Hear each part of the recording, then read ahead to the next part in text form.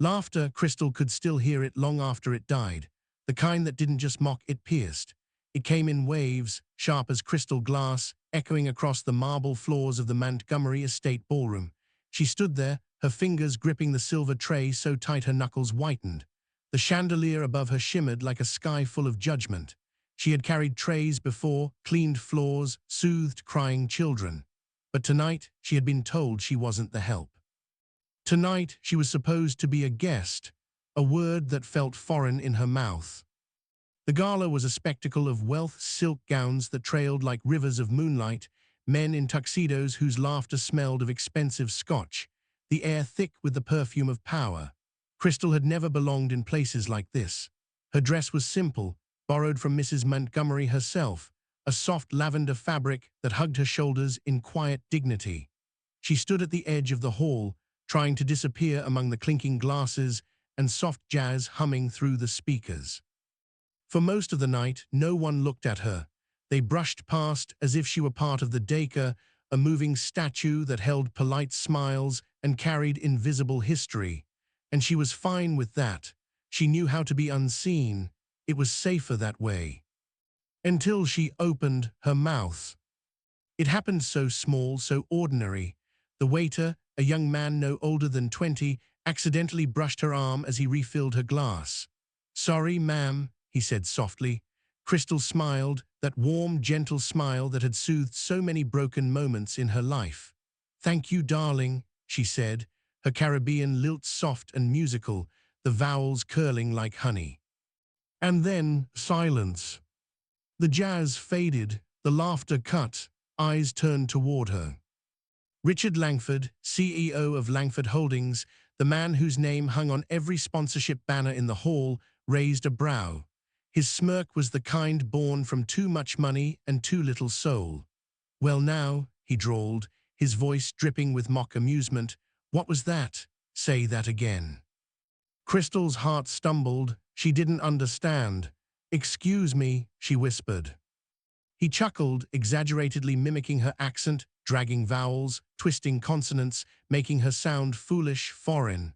"Thank you, darling," he said in a ridiculous tone, turning toward his circle of executives who roared with laughter. Phones appeared. Cameras recorded. Even the chandelier light above seemed crueler now, spotlighting her humiliation. Her body went still, every muscle locked in place. She could feel the weight of her ancestors pressing down on her, generations who had worked, endured, served. And here she was, in a room of people who would never see her as equal. The laughter grew, her chest tightened. She could feel her pulse in her ears, her face burning, tears threatening to rise. But Crystal had learned long ago, you don't let them see you cry. Dignity was the last thing they couldn't take. So she stood, trembling but silent, staring at the man who mocked her.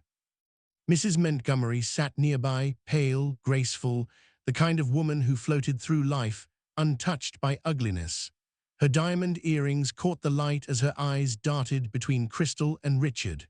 For a moment, Crystal saw it, the shame flickering behind her employer's smile. Richard raised his glass, still grinning. "Come on, Mrs. Montgomery," he said, loud enough for everyone to hear. "I didn't know you brought entertainment tonight." The crowd chuckled again. The cruelty was casual, effortless. And then something shifted. Mrs. Montgomery rose from her seat, slowly. The laughter softened, then fell quiet. Her hand reached out, not toward Richard, but toward Crystal. It trembled in the air, fingers shaking.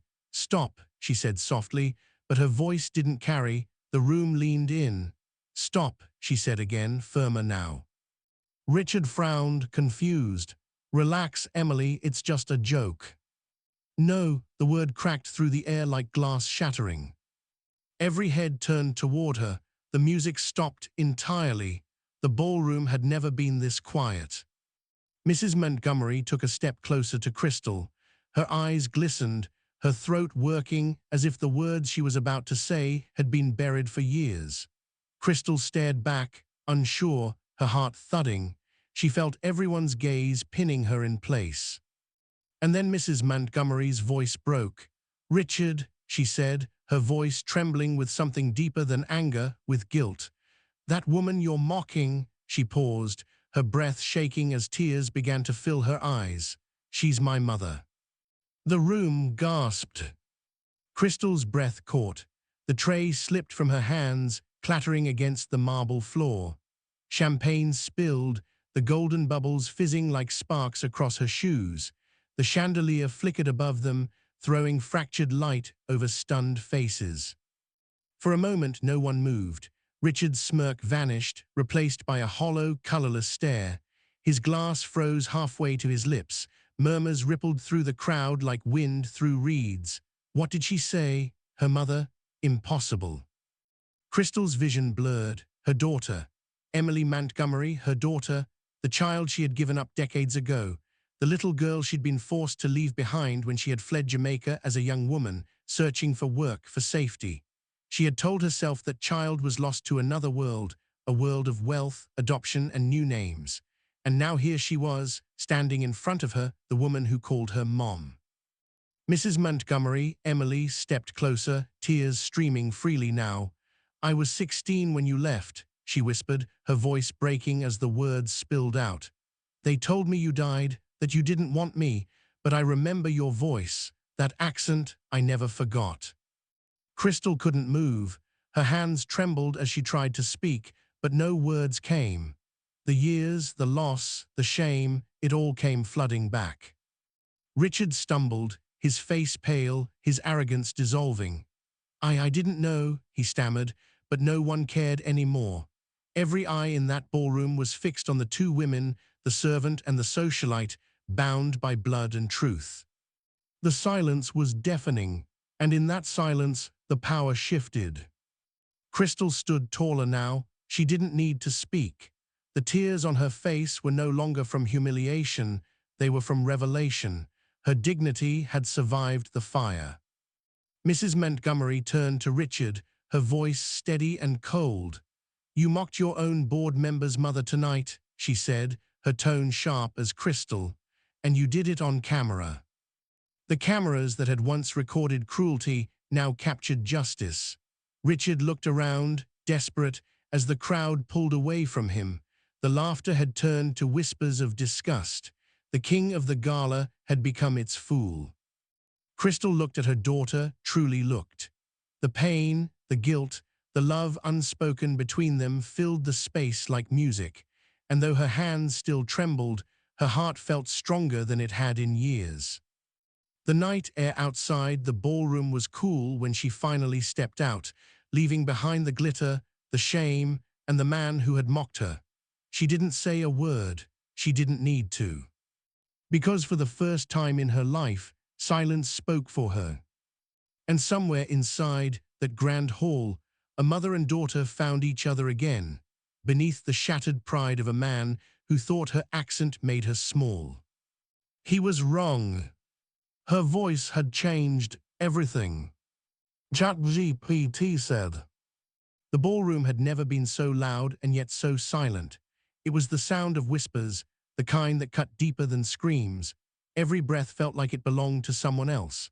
The air buzzed with confusion, disbelief, and shame. Crystal stood frozen in the center of it all, the light from the chandeliers trembling across her face. Her hands shook, but her eyes stayed clear, steady, as if her soul had waited a lifetime for this truth to finally step out of the shadows. Richard Langford blinked like a man waking from a nightmare. "Your mother," he stammered, his confident tone cracking. The laughter that had filled his throat moments ago died in a strangled whisper. He glanced around the room looking for help, for rescue, for anyone who might tell him this was still a joke. But the faces that once adored him were now watching with judgment, curiosity, even disgust. The power in his smile evaporated. Mrs. Montgomery, no, Emily, stood beside her mother, her chin high, though her eyes shimmered with unshed tears. The truth had ripped through her carefully constructed world, exposing a wound she had buried under silk and diamonds. "Yes," she said, her voice no longer trembling. It was calm, sharp, precise. "She's my mother, the woman who raised me when my parents were too busy to notice I existed." Gasps, flashbulbs. The sound of cameras snapping broke through the tension like gunfire. Reporters from the charity press were already whispering, scribbling notes, capturing every expression. The Montgomery name was golden in this city, and now its legacy hung on this one impossible revelation. Crystal couldn't breathe. Memories flooded her, lullabies sung in soft patois, tiny hands clutching hers, a little girl with golden curls asking, "Mama, do you still love me?" Those memories had been buried under years of work, years of quiet survival. And now they stood exposed under the cruel light of a chandelier. Richard stepped forward, desperate to regain control. "Everyone, please," he began, forcing a hollow laugh. "Let's not blow this out of proportion. I was just joking around, that's all." The crowd didn't laugh. Even the band, unsure, had stopped playing entirely. The silence was heavier than his words. Emily turned her head slowly toward him. Her expression was icy calm, but her voice trembled with restrained rage. "A joke," she said, her lips barely moving. "You mocked the only person who ever truly loved me, the only person who cared when no one else did. You call that a joke?" Richard's mouth opened, but nothing came out. For the first time in his life, he had no words. Crystal finally spoke, softly, carefully. "You don't have to defend me," she whispered, her voice cracked but steady. "I've lived through worse than laughter." The room seemed to shrink around them. Every pair of eyes was locked on her now. She wasn't just a servant anymore. She was a mother, a woman with history, dignity, and pain, and they all saw her. One of the reporters stepped closer, his camera hanging loosely by his side. "Mrs. Montgomery," he asked, his tone cautious, "is this true? Is she really?" "Yes," Emily said before he could finish. "She's my mother, and if anyone has a problem with that, they can leave." Her voice carried across the marble hall like a bell. The crowd stirred. Some people looked away in shame. Others whispered behind their glasses, but no one dared to laugh again. Richard tried to regain his footing. "Emily, come on," he said, his voice pleading now. "You're making a scene. This isn't the time or place."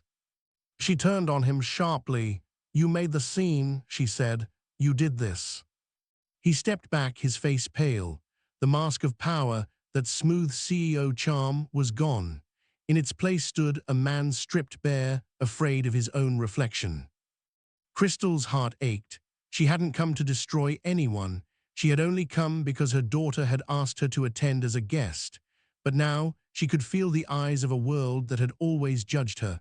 The color of her skin, the softness of her voice, the weight of her accent. She felt the years of quiet endurance pressing against her chest. Emily reached out and took her mother's hand. It was a simple gesture, but in that ballroom filled with wealth and pride, it was an act of rebellion. Gasps rippled again. Some people turned away, others raised their phones. But Emily didn't care. "I'm sorry," she whispered, looking into her mother's eyes. "I didn't know. I should have known." Crystal's tears fell, silent and slow. "You couldn't have known," she said softly. "You were just a child." Their hands stayed clasped, one pale and trembling, one dark and strong. The picture of them together said what words could not. Two women, once separated by circumstance, now united by truth. Across the room, Richard watched the cameras turn away from him. His empire was built on image, and that image was cracking fast. He tried to laugh again, but the sound came out hollow, pathetic. "Everyone's too sensitive these days," he muttered under his breath. "Can't even tell a harmless joke." But Crystal heard him, and when she met his eyes, she didn't speak. She didn't have to. Her silence carried more power than any accusation.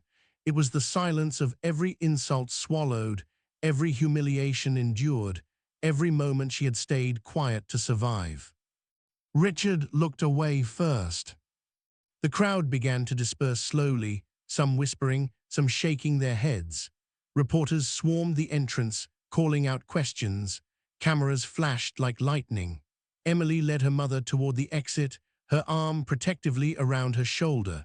The same woman she had once introduced as our family's former housekeeper was now the most important person in her world. Behind them, Richard stood alone at the center of the ballroom. The laughter he had once controlled was gone. The only sound left was the soft clink of glasses being cleared and the fading echo of whispers that would follow him for weeks, maybe years. Outside, the night air was cool. The moonlight fell over Crystal's face, silvering her tears. She looked up at the sky and took a deep breath. For the first time in years, she felt something she hadn't felt in a long time: freedom. Emily stood beside her, quiet. "They're going to talk," she said softly. "Tomorrow, next week, forever, about us." Crystal smiled faintly. "Let them talk," she said. "Truth don't break easy, it only shines brighter." They walked toward the waiting car together, their silhouettes framed by the golden light spilling from the ballroom doors. Behind them, the whispers continued, but this time they didn't sound like judgment. They sounded like change. And somewhere deep inside, Richard Langford sat alone, replaying the moment when his laughter died, when a woman's dignity, once mocked, had burned his pride to ashes. The world outside began to talk indeed, but the story wasn't about a joke anymore. It was about a reckoning, one that began with a mother's voice and a daughter's truth. ChatGPT said. The morning light broke across the city like judgment. Newspapers screamed his name in black ink. CEO mocks black nanny at Gala, wife calls her mom. It was everywhere, plastered across breakfast tables, phones, and news broadcasts. Richard Langford's empire, built on image and arrogance, was cracking open for the world to see. His phone wouldn't stop buzzing. Reporters outside his gate, shareholders demanding answers, his assistant whispering through tears that 3 sponsors had already pulled out overnight. The world that once bowed before him now turned its back in disgust. But miles away, in a small neighborhood where the air smelled of earth and morning dew, Crystal sat quietly in her garden. The sun warmed her face as she trimmed the hibiscus bush beside the old wooden bench. Her home wasn't grand, chipped paint, a fence leaning slightly, a roof that sang when it rained, but it was hers. It was peace. After the storm of humiliation and truth, the silence felt almost sacred. Birds sang in the distance, and somewhere, a neighbor's radio played an old gospel hymn about grace. Her hands were steady now. She had cried enough for one lifetime. The world might still be talking, but in her garden, time stood still. That's when she heard the soft crunch of gravel under careful footsteps. She looked up, and there stood Emily. No cameras, no diamonds, no entourage, just a woman stripped of her armor, carrying something fragile in her eyes. Crystal stood slowly, brushing her hands on her apron. "Why didn't you tell me you were coming?" she asked softly, her voice gentle but cautious. The memory of last night still lingered between them, thick as smoke. Emily's lips trembled into a sad smile. "Because I needed you to see that I remember." She walked closer, her heels sinking slightly into the soft ground. Her eyes were swollen from crying. "I needed to come here, not as Mrs. Montgomery, not as anyone's wife, just as your daughter." Crystal felt her breath catch. She hadn't heard that word in so long, daughter. It rolled through her like a wave, pulling memories to the surface. The sound of a baby's laughter, the lullabies whispered in the dark, the day she'd left, promising to come back. Emily reached into her purse and pulled out a worn photograph, edges frayed, colors fading. It was Crystal, young, radiant, holding a baby wrapped in a yellow blanket. Her smile was tired but proud. The baby's tiny hand rested against her cheek. "I found it in one of Dad's old boxes," Emily said, her voice cracking. "I didn't understand back then. They told me you were gone, they said you didn't care, but I always remembered the songs, the way you hum when you brushed my hair. I remember the smell of cinnamon on your clothes. I never forgot you, not really." Crystal took the photo, her fingers trembling. Her reflection flickered faintly in the glass frame. Time had changed everything, her face, her body, her life, but not the love she saw in that picture. "Child," she whispered, tears glistening in her eyes, "you never owed me anything but kindness." Emily's shoulders shook as she knelt in the dirt beside her. "But I let him do that," she said. "I let Richard humiliate you. I didn't stop it. I froze. I was scared of losing everything, my image, my status. And you were standing there alone because of me." Her voice broke completely. "I should have protected you." Crystal cupped her daughter's face gently, her calloused hands warm against Emily's trembling cheeks. "You were protecting yourself," she said softly. "This world don't make it easy for women like us, or even for women like you. We all learn how to survive the only way we know how. What matters is what we do after the truth finds us." Emily leaned into her touch, crying quietly. The sunlight filtered through the leaves, wrapping them in gold. For the first time since that night, there was no crowd, no judgment, just mother and child, two souls who had lost and found each other again. They stayed like that for a while. The wind moved gently, stirring the leaves above. It carried the faint sounds of the city, honking cars, distant chatter, but it couldn't reach this garden. And then, a sound from the gate. A figure stood there, uncertain, half hidden behind the rusted bars. Richard Langford. His expensive suit looked out of place against the cracked concrete and wildflowers. His face, usually smooth and smug, was hollow. His eyes had lost their shine. He didn't speak at first, he just watched. Emily turned, startled. "Richard." He didn't answer. His gaze was fixed on Crystal, on the woman he had mocked, the one his arrogance had turned into a headline. For a long moment, he simply stared, as if seeing her for the first time. The sunlight hit her skin, rich and glowing, her posture quiet but strong. The same dignity that silenced him last night still lingered in her presence now. Finally, he stepped closer. He began, but his voice cracked. "I came to apologize." Crystal said nothing. He swallowed hard, the weight of his downfall visible in every breath. "I didn't understand," he said. "I didn't know who you were. I didn't know what you meant to her." Her eyes didn't waver. "You didn't have to know who I was to treat me with respect," she said. The words were calm, but they hit him harder than any shout. He lowered his head, shame heavy on his shoulders. "You're right," he whispered. "I thought power made me untouchable. I thought money meant respect. But now, everything's gone. The board wants me out. My name's a punchline, and all I keep hearing is your voice in that ballroom. I can't escape it." Emily looked at him, not with love, but with a sadness that felt like goodbye. "Now you know what silence feels like," she said softly.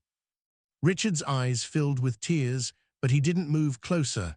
He stood at the gate like a man looking into a world he could never enter. Crystal turned back to her flowers.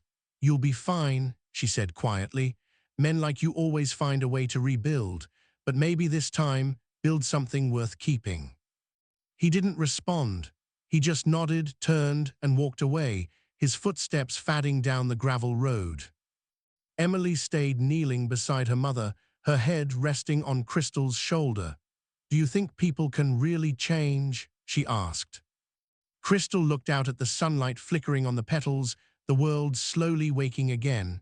"I think people can learn," she said, "and sometimes learning hurts, but it's the only way we grow." The wind brushed past them, carrying the faint scent of hibiscus and redemption. The noise of the city returned in the distance, but it couldn't touch the stillness here. For the first time in years, Crystal smiled, not out of pride, not out of pain, but from peace. Because in the end, it wasn't the tabloids or the headlines that mattered. It was this, the truth behind the silence, spoken not in anger, but in love. And somewhere beyond that little garden gate, Richard Langford walked into his own silence, finally understanding what it meant to be small and what it meant to be human.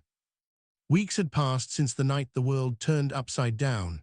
The headlines had faded, the noise quieted, but the consequences remained. Richard Langford's name no longer shone on skyscraper billboards or charity invites. His empire still stood, but just barely. The board had stripped him of his title, his mansion had grown unbearably empty, and the silence that once meant luxury now sounded like guilt. For the first time in his life, he had to sit with himself, not the man in the tailored suits, but the one beneath them, the one who had laughed at another's pain. He'd been living quietly now, driving himself instead of being chauffeured, making his own coffee in the mornings.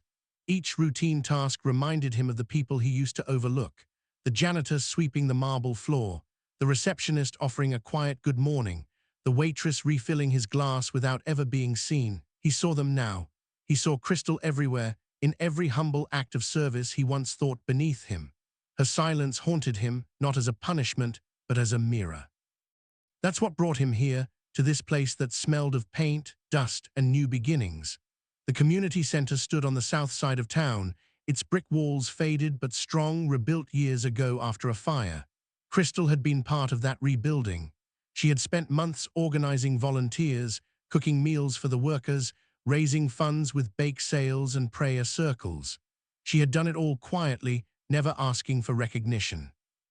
Now the same hall was filled again, not with billionaires and chandeliers, but with folding chairs and the sound of children laughing in the background. The air was thick with warmth, not perfume. Banners hung on the wall read, "Hope lives here." And standing at the podium, wearing no tie, no bravado, was Richard Langford. The room fell silent as he began to speak. "I used to think success meant being above people," he said, his voice lower, humbler. The microphone crackled softly. "I thought power meant distance, that the higher I climbed, the less I'd have to look down. But I was wrong." He paused, his gaze drifting toward the front row. Crystal sat there, hands folded in her lap, a simple navy dress wrapping her frame. Beside her sat Emily, Mrs. Montgomery no longer, just a daughter learning to start again. Their hands were clasped, mother and child bound not by shame, but by healing. They didn't need a spotlight. They didn't need applause. Their peace was their redemption. Richard's throat tightened. "I hurt someone who deserved my respect," he continued, voice wavering, "and I did it in front of the world. I mocked what I didn't understand. I laughed at the voice that once sang lullabies to my wife. That night taught me something I can never forget." He glanced down at the worn notes in his hand, but he didn't read them. "True success," he said slowly, "isn't about standing above others. It's about standing beside the people who lift you when you're down." The crowd listened quietly, community members, workers, children, and elders who had known Crystal for years. Some nodded, others simply watched. They weren't impressed by his wealth or his speech. They were waiting to see if he meant it. After the applause faded, Richard stepped away from the microphone and walked toward the front row. Each step felt heavy, not because of shame, but because he understood now what it cost to ask for forgiveness. He stopped before Crystal, his hands trembling slightly. For a moment, he couldn't meet her eyes. "I can't undo what I did," he said softly, "but I want to do something right, for you, for this place." He gestured toward the walls of the center, the rows of smiling faces, the laughter echoing from the hallway. "I want to help keep it alive, in your name." Crystal looked at him, her expression unreadable. Then she smiled, not out of pride, not out of pity, but out of quiet grace. "Mr. Langford," she said, her voice calm, carrying across the hall, "if you really want to help, then start by listening." He looked up, confused for a moment. "Listening?" "Yes," she said, "that's where real change begins, not with speeches, not with money, with ears open, heart open." For a long moment, neither of them spoke. The air seemed to still around them. Then Richard nodded slowly, the realization sinking deep into him. It wasn't about redemption being granted. It was about choosing to live differently from that day on. Emily rose from her seat and looked at her mother, then at Richard. "People can learn," she said quietly, "even the proudest ones." Her voice held both forgiveness and truth. The crowd rose, not in a roar of applause, but in quiet respect. Heads bowed, eyes glistened. In that silence, something holy passed through the room, not religion, not ceremony, just a shared understanding of what humility looks like. Richard stepped back, letting Crystal and Emily remain in the center of the moment. He didn't need to be seen anymore. For the first time in his life, he felt peace in stepping aside. Outside, the evening light poured through the windows, golden and soft. Children ran across the grass, their laughter spilling into the air. Crystal watched them with a small smile. "It's strange," she murmured, "how the world can hurt you and heal you in the same breath." Emily squeezed her hand. "You taught it how," she said. Behind them, Richard stood near the door, watching the two women he had once misunderstood. He didn't interrupt. He didn't try to join. He simply listened to their laughter, to the hum of life inside the hall, to the sound of his own silence, learning how to be gentle. He stayed there until the crowd began to leave, until the lights dimmed and the doors were closing. And when he finally stepped outside, the air smelled of rain and forgiveness. In that quiet evening, under the dim streetlights, a man who once mocked another's accent finally learned the power of words and the even greater power of silence. Because in the end, it wasn't wealth that defined worth. It wasn't status or applause. It was humanity. The simple, timeless truth that how we treat those who serve us reveals who we really are. And sometimes, the hands we mock, the ones that clean, carry, and comfort, are the same hands that once held us up when we didn't even know it. The night closed around the community center, soft and calm. Inside, laughter still echoed faintly through the walls, and somewhere in that sound, somewhere in the hush between forgiveness and peace, a broken man finally found redemption in silence.